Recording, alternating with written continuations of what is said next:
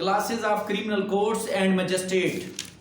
तो इसकी रेलिवेंसी है सेक्शन 5, 9, 12 एंड 14 और इसके साथ एक और सेक्शन भी है 14A, इसमें नहीं दिया हुआ, वो बेयर एक्ट में ओरिजिनल में आपको मिलेगा। 14, 21 और 48, 21 भी आएगा। बहुत खूब। 5, 9, 12, 40 एंड 40A। 14।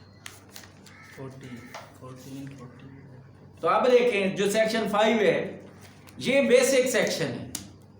इस सेक्शन के वजह से ही पाकिस्तान पिनल कोड के ऑफेंसेस का जो प्रोसीजर है वो इस कोड ऑफ क्रिमिनल प्रोसीजर के तहत होता है, सिर्फ एक सेक्शन की वजह से। अब देखें trial of offences under penal code, उन ऑफेंसों का ट्रायल जो पाकिस्तान पिनल कोड में दिए गए। 510-11 सेक्शन है पाकिस्तान पिनल कोड की, तो जो उनमें पिनल प्रोविजन है, डेफिनेशन क्लास, एक्सेप्शन क्लास से हट के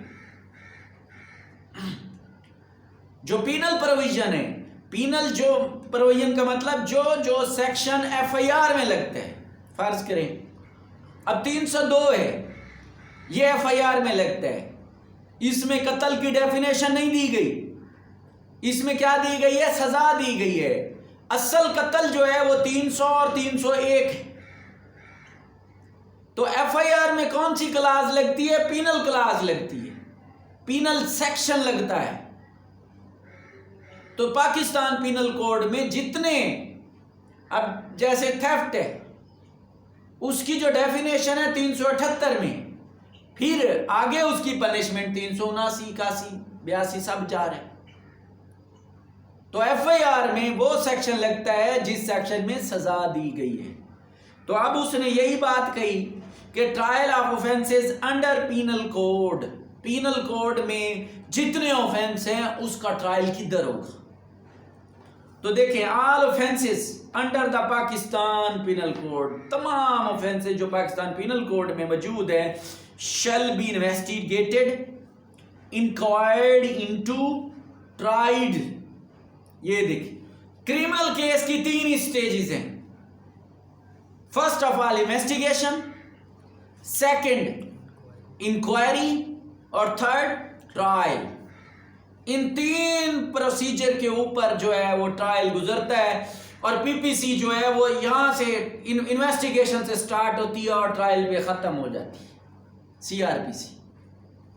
और उससे हट के 2-3 चीजें अलग से हैं, अपील हो गया, निगरानी हो गई और कुछ बेल बाउंड्स के सेक्शन हट के हैं। बाकी इन 3 चीजों के ऊपर PPC घूमती है, इन्वेस्टिगेशन, इंक्वायरी, ट्रायल। हाँ बिल्कुल।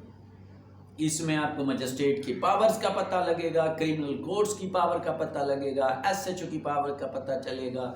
तो ये सारी तमाम चीज़ें जो CRPC है मेरे लिहाज से इन 3 लफ्ज़ों के ऊपर लिखी हुई है।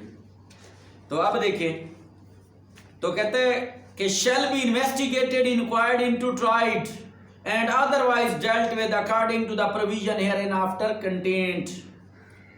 तो कहते हैं कि तमाम ऑफेंसेस जो पाकिस्तान पिनल कोड में हैं उनकी जो शेल के साथ मैंडेटरी 1 कहा कि उसकी इन्वेस्टिगेशन, इंक्वायरी और ट्रायल, अदरवाइज अगर इस कानून में कोई और चीज दी गई है, अदरवाइज डेल्ट डील होंगे with according to the provision hereinafter contained. Hereinafter का मतलब होता है कि इस सेक्शन से पहले और इस सेक्शन से बाद। ये जो सेक्शन 5 है, इस सेक्शन से पहले और इस सेक्शन के बाद जितने भी सेक्शन हैं तो उन ऑफेंसेस का इन्वेस्टिगेशन, इंक्वायरी और ट्रायल इन शिकों के तहत होगा, इन शिकों के तहत होगा। CRPC प्रोसीजर में जितने सेक्शन हैं, सेक्शन 5 से पहले और सेक्शन 5 के बाद 500 तक जो इन्वेस्टिगेशन के सेक्शन है। अब इन्वेस्टिगेशन स्टार्ट होती है 154 से लेके, FIR 154 है, फिर वो खत्म होती है कब्र कुशाई तक, बंदे को कब्र से बाहर निकाल के भी इन्वेस्टिगेशन करना। 151 से लेकर 176 तक इन्वेस्टिगेशन कंप्लीट, फिर 177 से इंक्वायरी स्टार्ट हो जाती, फिर 200 से ट्रायल स्टार्ट हो जाता है, फिर ऐसे अपील, और पूरी सीआरपीसी इन्हीं स्टेजेस को कवर करती है। तो कहते हैं कि otherwise dealt with according to the provision hereinafter contained. Contained मतलब रखी गई हैं इस सेक्शन से पहले और इस सेक्शन के बाद जितनी शिकें इधर रखी हुई हैं उसके मुताबिक उसका ट्रायल होगा। फिर कहता है trial of offences against other law. Other law का मतलब सीधी बात है, आप ऊपर लिख लें, लोकल लॉ और स्पेशल लॉ।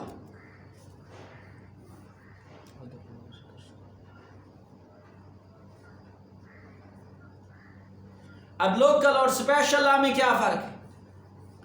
लोकल लॉ जो एक एरिया पे लगे, अब हमारा एरिया जो है पंजाब है, दी पंजाब रेंट प्रीमिसेस एक्ट, सिर्फ पंजाब, सिंध वालों का अपना, उनका अपना, उसमें कोई जुर्म होता है तो वो लोकल लॉ में आएगा, लोकल लॉ में आएगा। और दूसरा स्पेशल लॉ हमारा नारकोटिक्स हो गया, जेवेनाइल ऑफेंसेस हो गया,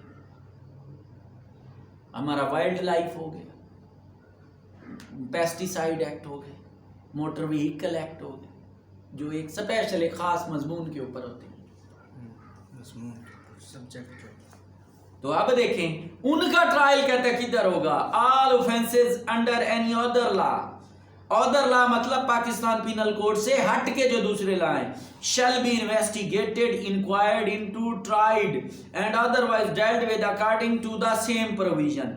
कहता है कि अगर कोई दूसरी बात नहीं बताई गई तो इन्हीं शिकों के तहत होगा, सीआरपीसी के तहत होगा। अगर कोई और शिक बताई गई है तो फिर उधर ट्रायल होगा, फिर और कानून का प्रोसीजर जो बताया गया उसके तहत होगा।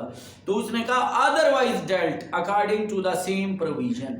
अगर कोई दूसरी शिकें नहीं दी गई तो फिर इन्हीं शिकों के तहत होगा। फिर उसने कहा but subject to any enactment for the time being in force regulating the manner और प्लेस। मैनर तरीका और प्लेस। तो फिर कहता है कि बट सब्जेक्ट टू, ये कानून भी ताबे होगा, सीआरपीसी भी ताबे। सब्जेक्ट टू का मतलब होता है ताबे होना।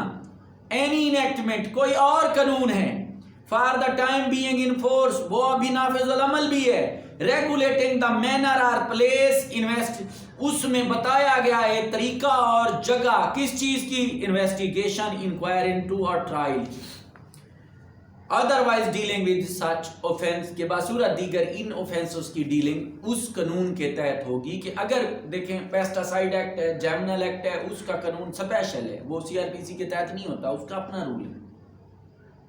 तो अगर कोई और इनेक्टमेंट दिया हुआ है तो उन जो लोकल और स्पेशल लॉ के ऑफेंस जो सब्सटेंटिव लॉ है उसमें अगर उसका प्रोसीजर सीआरपीसी बताया गया है तो फिर इस कानून के तहत उसका प्रोसीजर होगा। अगर उसमें कहा गया कि इनके रूल हमने अपने बनाए हुए या पार्लियामेंट ने अलग से उसके रूल पास किए हैं तो फिर उसका प्रोसीजर उन रूलों के तहत। अगर कोई भी रूल नहीं बने हुए और उसका बेसिक लॉ भी खामोश है, देन सीआरपीसी तो है सो है। ये तो बेसिक कोड है, प्रोसीजरल कोड बड़ा कोड है। कोई भी कानून बना दें और उसका प्रोसीजर नहीं बताया गया तो उसी कानून में एक लफ्ज लिख देते हैं कि इस कानून का जो कोड होगा वो सीआरपीसी, कहानी खत्म। फिर एफआईआर भी इसी के तहत होगी, इन्वेस्टिगेशन भी जैसे इधर बताया गया वैसे होगी और ट्रायल भी ऐसे होगी। तो ये सेक्शन 5 अगर निकाल दें तो पूरी सीआरपीसी खोखली हो जाती। इसमें राइट दिया गया कि सीआरपीसी का कानून जो है इस सेक्शन की वजह से पीपीसी के ऑफेंसेस और लोकल एंड स्पेशल लॉ के कानून इस वाला प्रोसीजर अडॉप्ट करते हैं। अब आ जाए section 6 basic assignment, classes of criminal courts and magistrates. आज हमें पता चलेगा कि क्रिमिनल कोर्ट्स और मजिस्ट्रेट कितने हैं। तो अब देखें कि बिसाइड्स द हाई कोर्ट, एक लफ्ज होता है बिसाइड, ऐसे नहीं लगता, बिसाइड। जब लफ्ज बिसाइड लगता है उसका भी बड़ी थीम है। जब लफ्ज बिसाइड हो, ऐसे ना हो, इसका मतलब होता है साथ साथ, साथ साथ इस तरह के फेस। अब आप और मैं पुश्त लगा के बैठ जाएं, उससे भी साइड कहते हैं। कंधे के साथ कंधा मिला के बैक के साथ बैक, आपका मुंह दूसरी तरफ, उसका मुंह दूसरी, इस वाले अगेंस्ट पोजीशन में। तो जब उस जैसा साथ हो तो उसे हम क्या कहेंगे? बिसाइड। अगर ऐसा लग जाए बिसाइड्स, तो इसका मतलब होता है इलावा, उससे हट के, पुश से हट के। मतलब वो तो और चीज है ना, वो तो साथ है भाई, साथ है और स्त्री की तरह का साथ है उनका। लेकिन जब ऐसा लग जाता है तो इसका मतलब इलावा, इन दोनों से हट के वो तीसरा चौथा। तो अब देखें, यही बात समझने की है, और बहुत सारे वकीलों को समझ नहीं आती इसकी, लेक्चरर को भी समझ नहीं आती और गलत मतलब दे जाती। वो कहता है besides the high courts, high court से हट के, and the court constituted under any other law, any law other than this code. कहते हैं besides the high court, high court से भी हट के, एक इसको उसने अलहदा कर लिया। And the courts constituted under any law other than this code. अगर कोई कोर्ट, अगर कोई अदालत किसी दूसरे कानून के तहत बनी है, इस कानून के तहत नहीं बनी, उस कोर्ट को भी अलहदा कर ली। दो कोर्टें उसने अलहदा कर ली, हाई कोर्ट को भी अलहदा कर लिया, और कोई और अदालत बनी है किसी और कानून के तहत। नैब की अदालत है, इसके तहत नहीं बनी, वो नैब के तहत है। एंटी टेररिज्म कोर्ट है, वो इस कोर्ट के तहत नहीं बनी। नारकोटिक्स, फौजी अदालतें, फौजी अदालतें, वो इसके तहत नहीं बनी। तो इन दो अदालतों को उसने अलहदा कर लिया, एक हाई कोर्ट को और दीगर कोर्ट जो किसी दीगर कानून के तहत बनी। अब आया बेसिक लाइन, यहां से असल सेक्शन की शुरू, और वो दूसरा कानून क्या? For the time being in force नाफिजुल अमल भी हो। यहां से उसने फिर तकसीम स्टार्ट ली, ये पोर्शन उसने अलहदा कर लिया। दूसरा पोर्शन सेक्शन का स्टार्ट हो रहा है। There shall be 2 classes of criminal court in Pakistan. उसने कहा देयर शैल बी, पाकिस्तान में यहां पर 2 किस्म की अदालतें हैं। Number 1 court of session, number 2 court of magistrate. ठीक हो गया? तो अब देखें, अगर आपसे कोई पूछे कि पाकिस्तान में कितनी किस्म की अदालतें हैं, तो आपने कहना है 2। ये गलत हो। आपने क्या जवाब देने? 4 किस्म की अदालतें। एक हाई कोर्ट हो गई, दूसरी लोकल एंड स्पेशल लॉ की अदालतें हो गई। फिर उसने कहा जो पाकिस्तान पे CRPC के तहत जो अदालतें बनते हैं वो 2 किस्म की हैं, कोर्ट ऑफ सेशन और कोर्ट ऑफ मजिस्ट्रेट। तो अदालतों की किस्में कितनी बनी? क्रिमिनल कोर्ट की कितनी बनी? 4 बनी। तो फिर आगे उसने कहा there shall be following classes of magistrate. Magistrate की फिर किस्में उसने बता दी, magistrate of first class, magistrate of second class, magistrate of third class. ठीक हो गया? Yes sir. फिर उसने कहा power to alter division and district. Sorry यहां पे खत्म हो गया हमारा सेक्शन 6। ठीक हो गया? अदालतों की समझ लग गई, मजिस्ट्रेट्स की भी समझ लग गई। अब आ जाएं सेक्शन 9 के ऊपर। सर ये मजिस्ट्रेट कोर्ट से अलहदा होंगे? बिल्कुल, या मजिस्ट्रेट कोर्ट्स अपनी। अब सेशन कोर्ट है, अब सेशन कोर्ट का मजिस्ट्रेट नहीं कह सकते, वो अदालत है जहां पे लफ्ज जज इस्तेमाल हो, जहां पे लफ्ज कोर्ट इस्तेमाल हो, जहां पे लफ्ज मजिस्ट्रेट इस्तेमाल हो, इन तीनों का अलग। ये आपको आगे पता चलेगा जब आप ट्रायल पढ़ेंगे, फिर मैं आपको समझा सकूंगा कि मजिस्ट्रेट, एक मजिस्ट्रेट होता है, फिर मजिस्ट्रेरियन कोर्ट होती है, फिर जज होता है, फिर आगे डबल बेंच डिवीजन कोर्ट होती है, उसमें भी फर्क आ जाता है। ये आपको आगे पता चलेगा कि जब लफ्ज जज यूज होता है तो इसका क्या मतलब है, जब लफ्ज कोर्ट यूज होता है तो उसका क्या मतलब है, जब लफ्ज कोर्ट इस्तेमाल होता है तो इसका मतलब वो CRPC का लिखाई ये कहता है, कानून ये कहता है कि तमाम कोर्ट से मुखातिब है। पहली मजिस्ट्रेरियन कोर्ट, फिर हमारी क्या नाम है उसकी ट्रायल कोर्ट, फिर सेशन कोर्ट, फिर हाई कोर्ट, फिर सुप्रीम कोर्ट, फिर फेडरल शरीयत, वो फिर तमाम से मुखातिब होते हैं। जब लफ्ज कल्ला कोर्ट इस्तेमाल हो तो इसका मतलब भी ये होता है कि ये ट्रायल से बात कर रहा है। जब मजिस्ट्रेरियन कोर्ट की बात होती है तो मतलब ये इंक्वायरी हो रही है और ट्रायल भी हो मतलब रहा है। सर सीआरपीसी की तरह से 2 क्लासेस हैं, कोर्ट ऑफ सेशन और दूसरी मजिस्ट्रेट। मैंने सीआरपीसी के तहत 4 क्लासें बताई हैं, 2 नहीं बताई। तो सर पाकिस्तान में टोटल आपने 4 बताई हैं ना? हाँ, पाकिस्तान में वही सीआरपीसी में भी 4 हैं। ये सीआरपीसी तो पढ़ रहे हैं, उसी में सेक्शन है, कहीं और से तो नहीं निकाला आपने।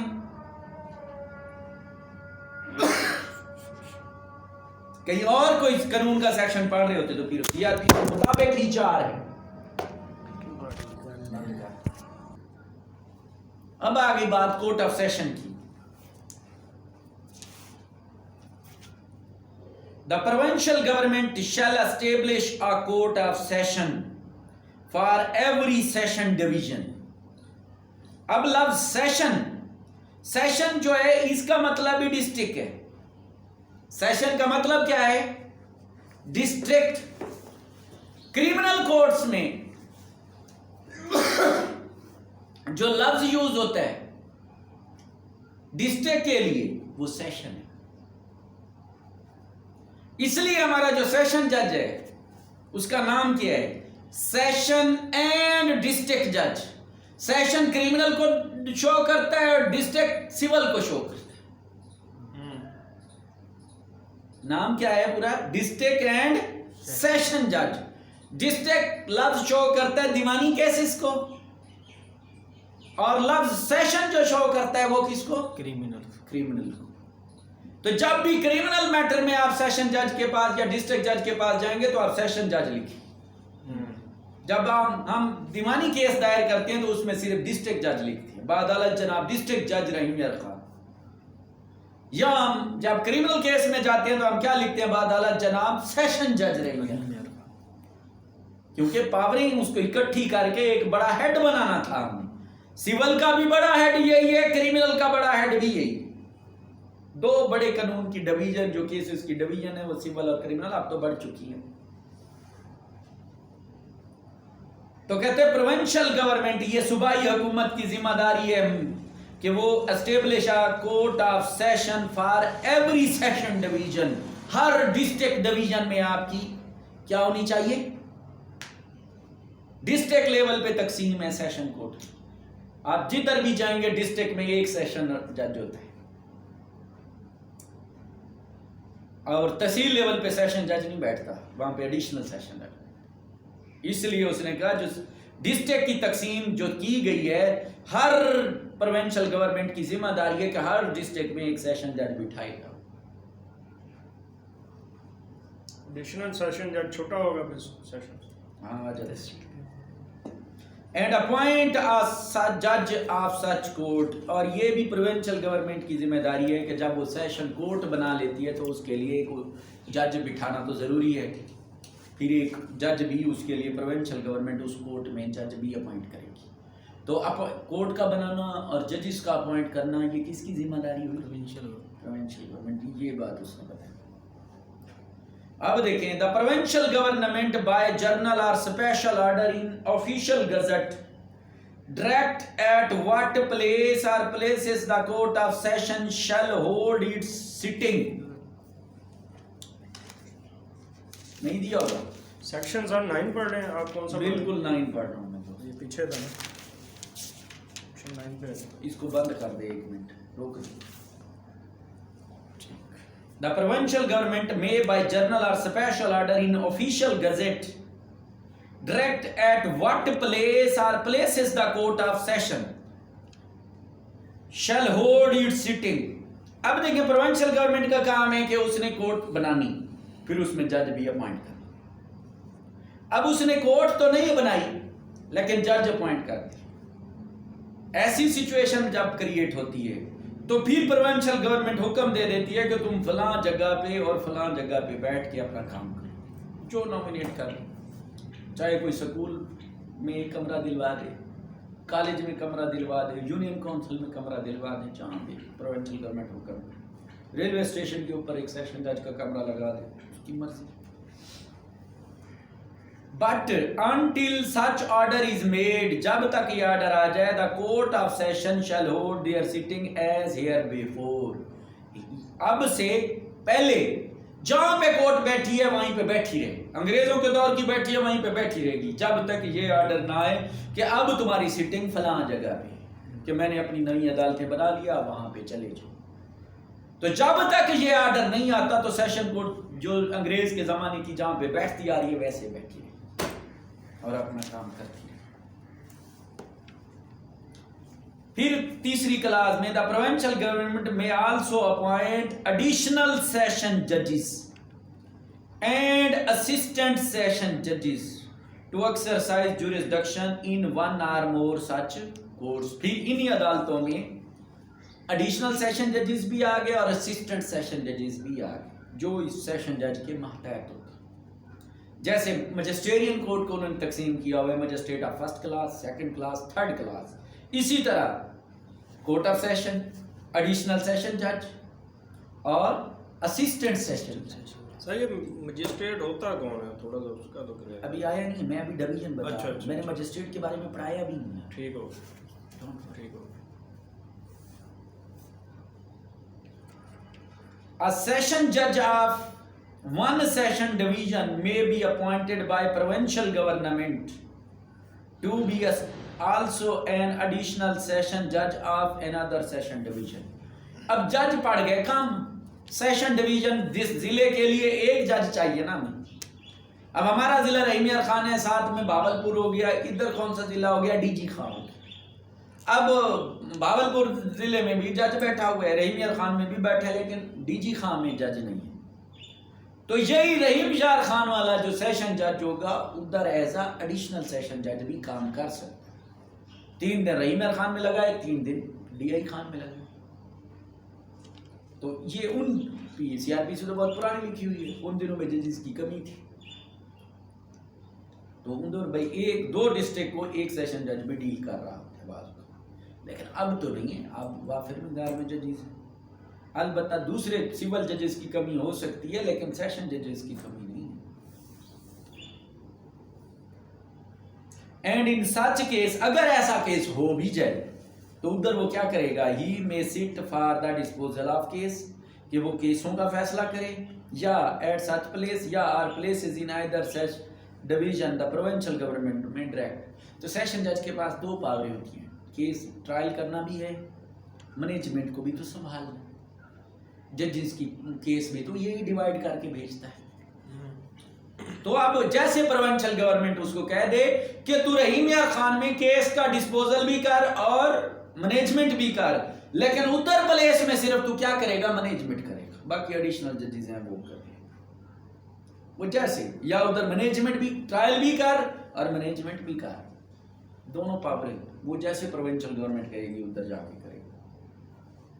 फिर कहता है all courts of session existing, कहता है कि वो तमाम अदालतें जो पहले मौजूद थी, when this code come into force, जब ये कानून नाफिजुल अमल में हुआ, नाफिजुल अमल हुआ, लागू हुआ, जब ये कानून बन के आया, उससे पहले भी तो कोर्ट ऑफ सेशन थी ना।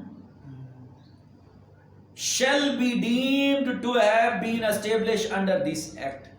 shall be deemed का मतलब है समझा जाएगा, लाजमी तौर पर समझा जाएगा कि जो पहले अदालतें बनाई हुई थी ऐसे समझेंगे इसी कानून के तहत बनी। अब उनको डिमोलिश तो नहीं करना था ना, उनको बनाया तो ऐसे समझेंगे कि वो अदालतें भी इसी कानून के तहत बनी थी।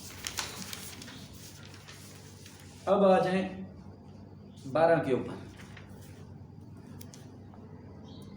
सेक्शन 6 हो गया, सेक्शन 9 हो गया, अब सेक्शन 12 सबऑर्डिनेट मजिस्ट्रेट।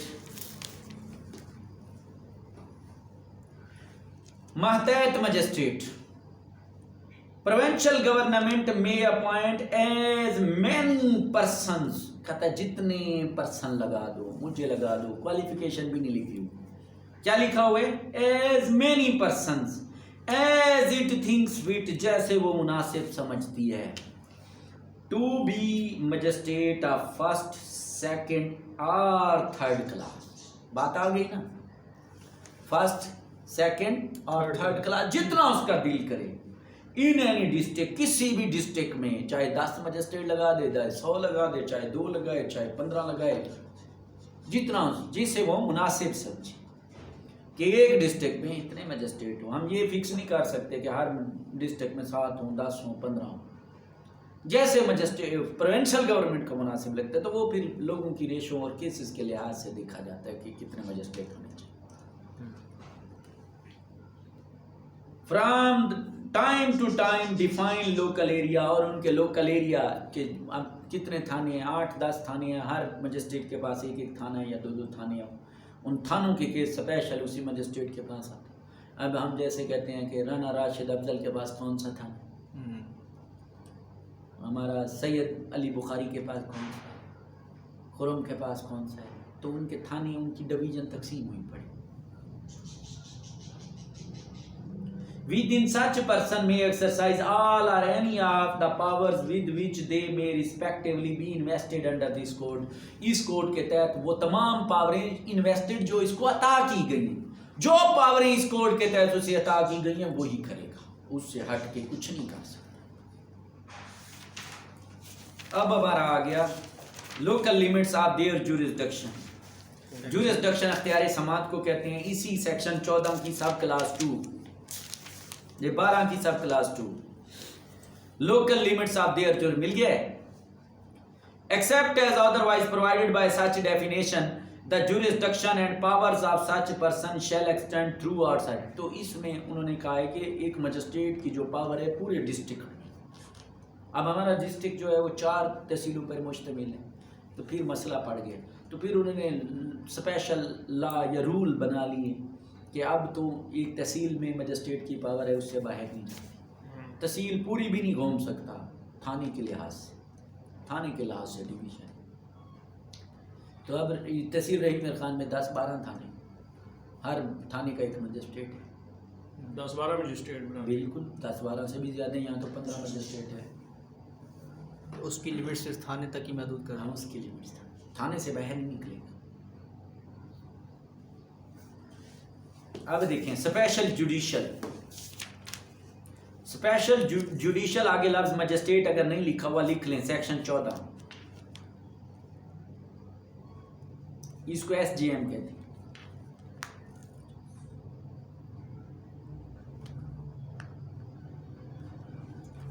तो प्रोविंशियल गवर्नमेंट में on the recommendation of the high court, provincial government को जब हाई कोर्ट रिकमेंडेड करती है, जब हाई कोर्ट रिकमेंडेशन भेजती है कि हमें जज चाहिए,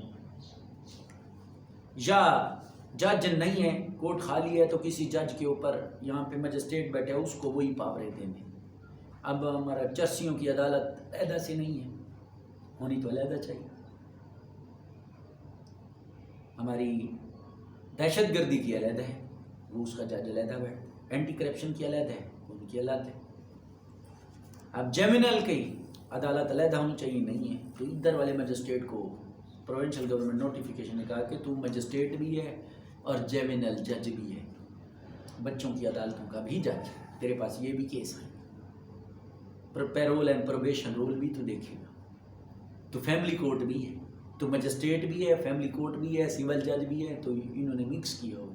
यहाँ पे सरमाया और इसकी कमी की वजह से एक मजिस्ट्रेट के पास एट अ टाइम वो सिविल जज भी है, एट अ टाइम वो नारकोटिक केस भी लेता है, एट अ टाइम वो मजिस्ट्रेट है, रिमांड भी देखता है, एट अ टाइम वो इंक्वायरी ट्रायल कोर्ट भी करती है। क्योंकि जजेस की कमी की वजह से इतना हमारा मुल्क तरक्की याफ्ता नहीं है कि हम उसको तमाम सिविल कोर्ट अलग हो, फर्स्ट क्लास अलग हो, सेशन कोर्ट अलग हो, फैमिली कोर्ट अलग हो, तो ये पॉसिबल है।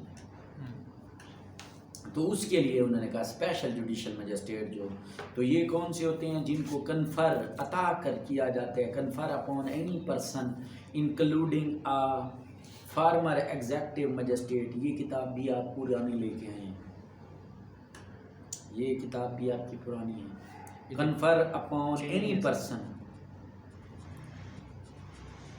कन्फर्ड अपॉन एनी पर्सन से रुक जाएंगे, मैं जो लफ्ज पढ़ूंगा वही चलेंगे बस। कन्फर अपॉन एनी पर्सन, ये लिखे हुए हैं तुम्हारे सेक्शन में, ये तो लिखे हैं। तो फिर जो मैं पढ़ूंगा वो ये इसी में मौजूद होंगे, मैंने कटवाना है सिर्फ। कन्फर अपॉन एनी पर्सन, ये लफ्ज जो लिखा हुआ है including a former executive magistrate, इसको ब्रैकेट में डाल के काट डालें। अब लाइन कैसे बनेगी? Confer upon any person all or any of the powers. Set हो गया? इधर सेट ही है। हाँ, ठीक है। All or any of the powers conferred और कन्फरेबल, वो तमाम पावरें जो अता की जाएं या काबिल अताएगी भी हों, by or under this code on a judicial magistrate, कि ये बंदा हमारा आज से जुडिशियल मजिस्ट्रेट है, उसको तमाम या कोई पावर, तमाम एक या तमाम पावरें उसको अता की जा रही हैं, और वो पावरें काबिल अताएगी भी हैं और अता हो भी सकती हैं, और उसको हमने एक नया ओहदा दिया, और वो ओहदा है ऑन अ जुडिशियल मजिस्ट्रेट। किसके हवाले से? In respect of particular cases, कि आपने तमाम जंगलात के केस देख रहे हैं, आपने तमाम पेस्टिसाइड के केस देख रहे हैं, तमाम बिजली के केस देख रहे हैं, ये भी तो स्पेशल है। और टू अ पर्टिकुलर क्लासेस, या कोई ख़ास केसेस की क्लासेस हैं, or particular classes of cases or in regard to cases generally in any local area, कि आप इस लोकल एरिया के जो ये इस किस्म के केस आएंगे तो आपने सिर्फ उनकी समाअत कर। तो यहाँ तक हमारा ये वो ख़त्म हो जाता है। कल हम पढ़ेंगे पावर ऑफ क्रिमिनल कोर्स।